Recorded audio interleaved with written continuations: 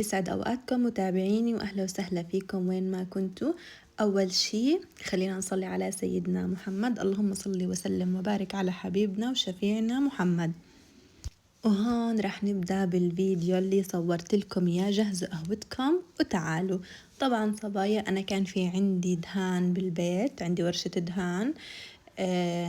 يعني أنا لما سكنت البيت ما دهناها، كانت على الدهان الخشن، يعني ما كان في مجال أبدا ندهنها، وما كان معنا وقت لأنه يعني دخلت المدارس وإحنا لسه مش ناقلين، لهيك ما كان في مجال ندهن قبل ما نسكن. دهنا البيت وشطفتها زي ما شفتوا. وهون بدي أنظف صالون الضيوف. صالون الضيوف طبعا يعني هو مسكر، يعني ما بنقعد فيه احنا، وحتى الضيوف اللي بيجوا عنا بنكون قاعدين بغرفة المعيشة، بس ما بيخلى الأمر. يعني مثلا زي عيد إشي بحب أفتح صالون الضيوف. وهون بديت بتنظيف الشباك. طبعا ما قدرت أكب مي على الشباك، يعني مثل التنظيف المعتاد اللي كلنا بنحبه. حاولت والله هيك يعني على بدون ما أكب مي. كانوا جيراننا اللي تحت دوبهم ساكنين، ويعني أيام، يعني يمكن يومين 3 ساكنين وحاطين عفشهم وأغراضهم، فمش حلو يعني ما إلهم يومين ساكنين. وبتعرفوا ببداية الرحيل الوحدة بتكون مش مستحملة، أنا لسه بدي أحكي لها بدي أكب مية وهيك، فلا حسيت إنه حركة مش حلوة، فقلت بنظفه على بدون ما أكب مي. وهيك نظفت الشباك، يعني تلييف وتمسيح مباشرة. ما نزلت ولا نقطة مي على الجيران. ويا حبيباتي بدي أذكركم ما تنسوني باللايك والاشتراك في القناة وفعلوا الجرس حتى يوصلكم كل شي جديد، وتعليق حلو ولطيف مثلكم، مثل وجودكم بقناتي البسيطة المتواضعة. إن شاء الله يا رب بتكبر فيكم وفي وجودكم. وكمان يا صبايا ما بدي أنسى أشكر أم أحمد مروة صاحبة قناة المطبخ الفلسطيني الخليلي. الله يسعدك يا ربي، وشكرا كتير لدعمك إلي، وشكرا كتير أعطتني من وقتها وفهمتني أشياء كوني أنا مبتدئة في اليوتيوب. شكرا كتير إلك حبيبتي. وهون نرجع لتنظيف الشباك. شوفوا كيف يعني فركت هذا التراب، المكنسة الصغيرة هاي بتكون معها مجرود، هيك بيكونوا مع بعض، وكنستها في المكنسة الكهرباء. طبعا جيراننا اللي حاطين أغراضهم هم بالطابق الأرضي، بتعرفوا يعني كيف بكون يعني عاملين حاطين أغراض وهيك. المهم ليفت الشباك تلييف وقشطته تقشيط ونظفته بملمع الزجاج. هلا هو نظف، يعني هو اصلا مو كتير وسخ. هذا التراب اللي كان هذا على الجهة الخارجية اللي بتكون يعني من عند الاباجور وبرا، ف يعني مشي حاله، لا نظيف. يعني هلا بتشوفوا النتيجة النهائية، يعني ولا كأنه مليف هيك على الناشف زي ما بقولوها بدون كب مي. وطبعا يا صبايا عملت لكم بهذا الفيديو أشياء كتير حلوة. عملت ديكور جديد، غيرت ديكور جديد يعني بعد ما دهنت. يعني هو هذا الديكور كان معتمد على الدهان، لما أدهن يعني ندهن البيت. كتير حلو الاشي اللي عملته. احضروا الفيديو للآخر ورح يعجبكم. وانتوا صبايا احكوا لي رأيكم، بس تحضروا الفيديو اكتبوا لي بالتعليقات يعجبكم او ما يعجبكم. ان شاء الله انه رح يعجبكم، متأكدة انه رح يعجبكم ان شاء الله. وهون طبعا اجيت لتمسيح السفرة. بنت هاي الأغراض اللي عندي إياها بالصالون، هاي كلياتها ما كانت موجودة عندي بالبيت القديم. أنا تقريبا صار لي سنة ناقلة على هذا البيت. فهاي أشياء، يعني هذا الصالون بالذات يعني غير كل البيت. كل هالأشياء القديمة. فأنا كتير بحب يعني صالون الضيوف، بذكرني في بيتي القديمة، فيها ذكريات وفيها هيك خلص أيام كانت يعني حلوة. ويعني أشياء جديدة كمان، يعني مش مهترية أو خربانة، فإنه لا قلت بحطهم بصالون للضيوف. خصوص إنه يعني كمان بصراحة يعني ضيوفي ما بيجيني حدا غريب، يعني ضيوفي من أهل البيت بيقعدوا معنا بغرفة المعيشة، يعني بالمعيشة. لما نقعد في الصالون يا إما بيكون العدد بسم الله ما شاء الله، يعني يكون العدد كبير، أو يعني يكون بعيد، يعني هيك حلو. حلو جو العيد يكون هيك بصالون الضيوف. كنست الصالون ومسحت، والله كنت بدي أشطف يا بنات، بس عن جد إنه نظيف. حتى قمت السجادة الأولى بنيتي إني أنا أشطف، بس لما شفت كتير نضيف الأرضية وهيك لأنه مسكر يعني ما بنفوت الصالون، قلت لا خلص ما بدي أشطف. وهون طبعا مسحت غبرة طاولة الوسط والأغراض اللي كانت على الطاولة الوسط كمان، كل شي مسحته ورجعته. عن جد كان كل شي نظيف، بس يعني علشان إنه صار لي فترة منيحة ما نظفت الصالون ولا مسحت غبرته. وطبعا بديت أرجع بالأغراض هاي، حتى الإكسسوارات كلياتها كانت عندي بالبيت القديم. كتير بحب هاي الأغراض وكتير يعني كتير إلها ذكرى كتير حلوة. حطيت هون العطر الفواحة، فتحت علبة وحطيت هذا، يعني حتى لو الصالون مسكر بس حلو ضل ريحته حلوة. وطبعا مسحت البرواز، طبعا البرواز والطاولات برضو كمان هدول من البيت القديم، يعني هو هذا كل شي من اكسسوارات وديكور وطاولة والسفرة والسجادات والكنب. يعني بصراحة كمان البرداية اجيت اعلقها بس طلعت قصيرة ما زبطت، لانها برضو كمان البرداية القديمة عندي اياها جديدة. حلوة هاي البرداية القديمة جديدة، يعني هي يعني بالبيت القديم بس كانت جديدة، يعني مش مهترية ما فيها اشي. والله اجيت بدي اعلقها يا بنات، بس قصيرة يعني ما زبطت هون. وهيك الشكل النهائي للصالون. هاي الزريعة الصناعية اللي جنب الباب، هاي هلأ بحكي لكم شو عملت فيها. شوفوا ما شاء الله كيف كل شي يعني نضيف، هو أصلا كمان صراحة يعني كان كل شي نضيف. هون بخرت طبعا بخور يعني لا غنى عنه، ما كترت كتير بخور لأنه المكان هون مسكر يعني، فلهذا السبب والله بصراحة يعني عشان ما يكون مكتوم هيك مسكر ومبخر، يعني بخرته وسكرته يكون مكتوم. فلهذا السبب، أنا بحب أكتر بخور لما أشغلها، يعني بحب هيك تطول الريحة وهي يعني بتفوح. شوفوا بسم الله ما شاء الله.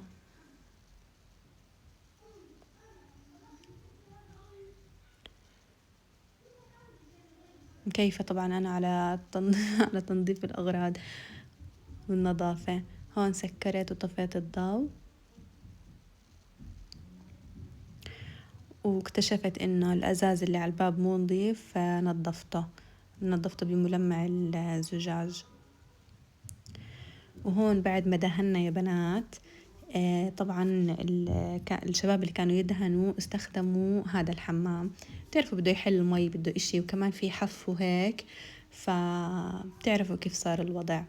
فنظفت الحمام، طبعا نظفت كل الحمامات بس هذا الحمام اللي أنا صورته بصراحة ما حبيت يعني يكون وقت الفيديو طويل، فليفت الحمام يعني منظره كان كلياته تراب وغبرة ومن الحف وهيك هي مبين يعني. بدأت هات يا تنظيف وهات يا تلييف أبدا. وطبعا يعني لازم ندير مية منيح عشان التراب كله ينزل، لأنه كان في حف وباب الحمام مفتوح، يعني أنا سكرت كل الأبواب بس يعني إلا ما إلا لأنه كمان استخدموا الحمام، يعني كانوا يعني يحطوا مي وأشياء زي هيك عشان يخلطوا المواد. طبعا بنات أنا لون الدهان اللي عملته يعني هو نفس اللون الأساسي يعني اللي كان قبل، بس إنه هذا إشي بينمسح.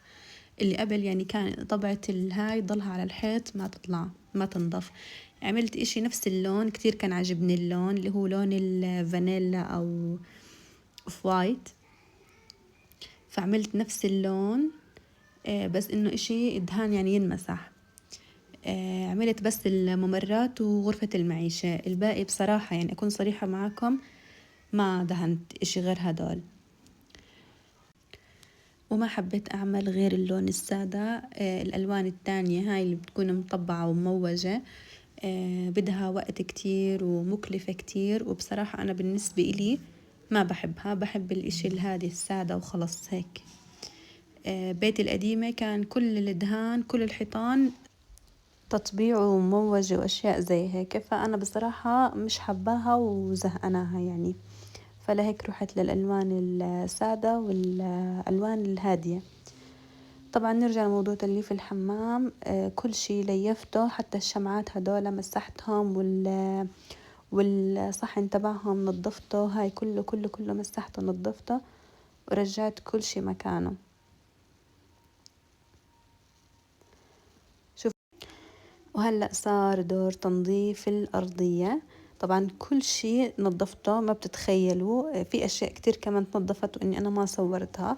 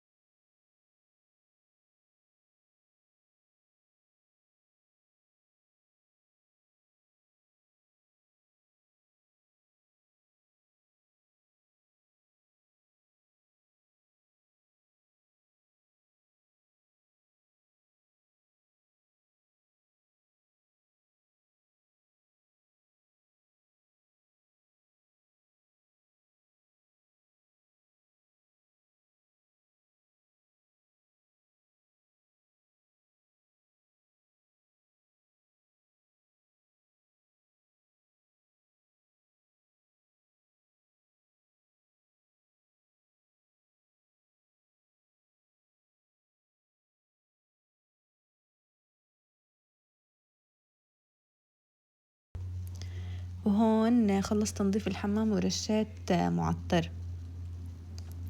وهلأ بيوم جديد يا بنات عملت فطور وحبيت أصور معاكم تحضير الفطور. حطيت هيك حواضر من البيت،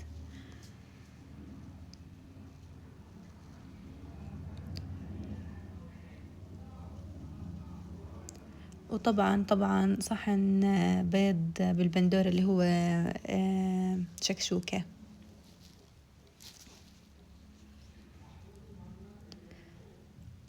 وهيك كان فطورنا. الحمد لله على النعمة، الله يا رب يطعم أهل غزة يا ربي ويكرمهم في الدنيا وفي الآخرة. وهون يا صبايا بدي أعمل معاكم حلا التيراميسو. حطيت 9 مكعبات جبنة المراعي اللي بالقشطة، ما تكون مالحة يعني الحلوة، وحطيت معاها علبة قشطة جيمر. خفقتهم طبعا، لازم يكونوا بحرارة الغرفة علشان ما يكزبر مع الخلط الجبنة ما تكزبر، فلازم يكونوا بحرارة الغرفة. خلطت الجبنة لحالها أول شي، بعدين نزلت عليها باكيت قشطة من هاي.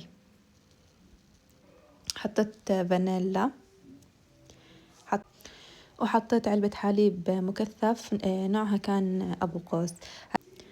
هلا أنا بالعادة بجيب لونا حليب مكثف من لونا، بس ما لقيت بصراحة أطيب من أبو قوس، حسيتها أسمك تقيلة يعني.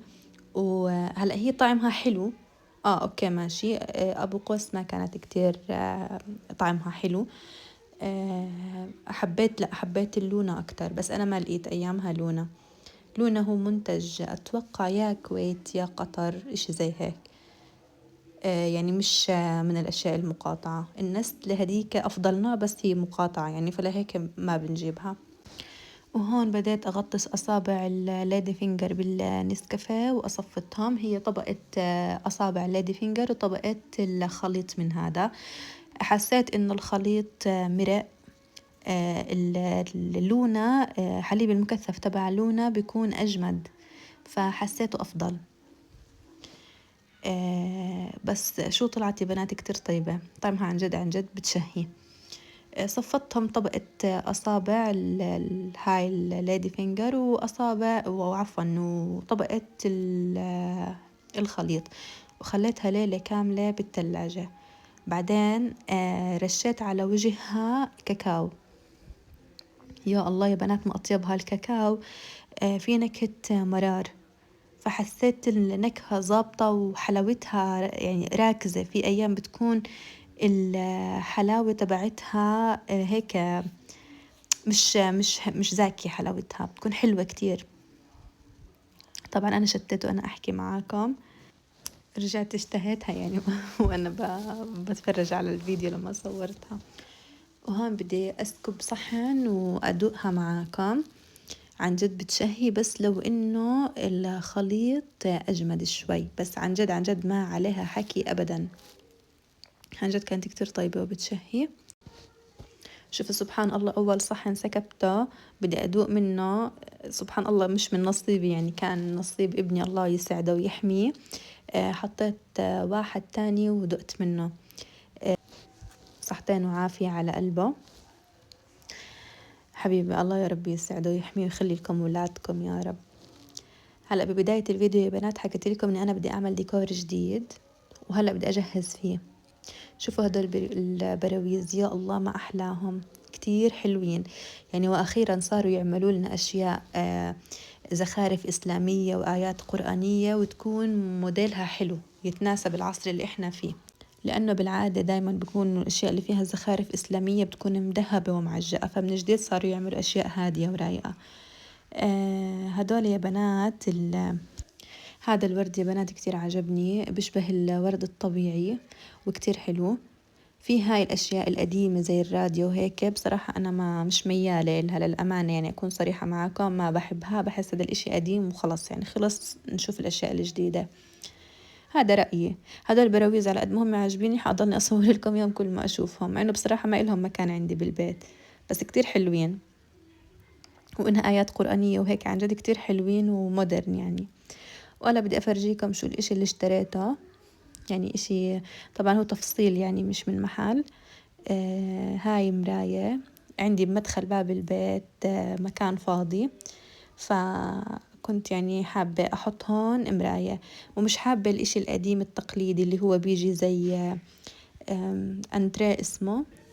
فكان عندي قبال باب البيت هيك حابة أحط مراية، كتير عجبتني. وهاي الزرية، هاي الشجرة الصناعية كانت موجودة بالصالون، شلتها وحطيتها هون، بس جبت لها قوار. نظفتها وغسلتها ولمعتها وحطيتها هون، كتير طلعت حلوة وظابطة عن جد. هذا الاشي كتير حبيته الديكور. وهون عملت كاسة شاي بنعنع وقعدت على البلكونة، كان الجو كتير حلو، كتير كتير حلو يعني. في يوم كان كتير برد، وأجأ كم يوم هيك الهوا فيهم بالليل كان الجو لطيف وحلو يعني، مش بارد ومش حامي.